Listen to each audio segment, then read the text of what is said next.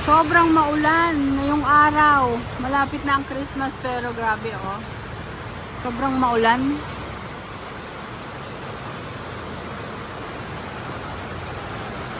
Ang dilim. Doon sa dulo, sobrang dilim.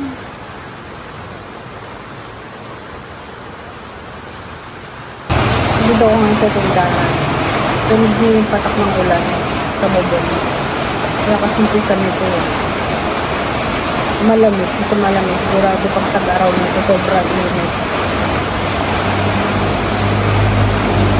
Maulang araw guys. Sobrang ulan eh. Naririnig niyo ba? Ay, may pasana naman ako oh. Ay, may pasana naman ako. Walang magawa ngayon dito sa tindahan. Walang customer kasi maulan.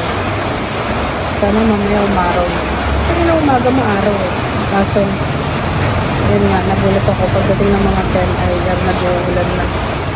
So, tapos lang namin kumain ni Mr. Tapos hanggang ngayon maulan pa rin. 2 hours na. Wala ko ng oras yun ito ang ulan.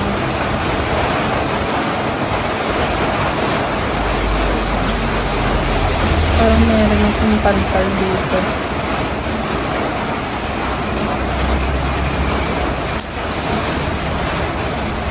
Sana uminto na yung ulan.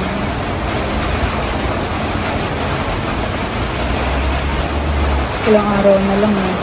21, 22, 23. 6 days na lang Christmas. Naliligaw. Nandito sa Mr. Kasama ko sa ganda. Papakita ko sa inyo. What? Alam mong binibigyo ko siya.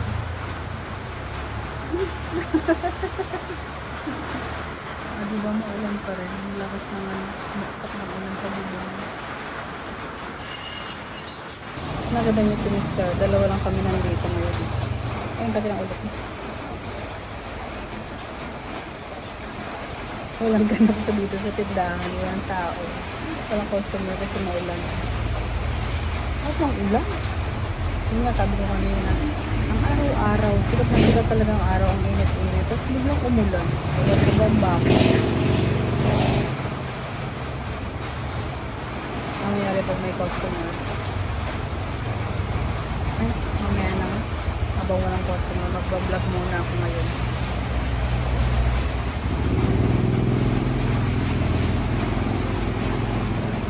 Yung pinabato mga ano ko. Yung mga plastic. Ano ba ito? Mga plastic bag. Mga baso.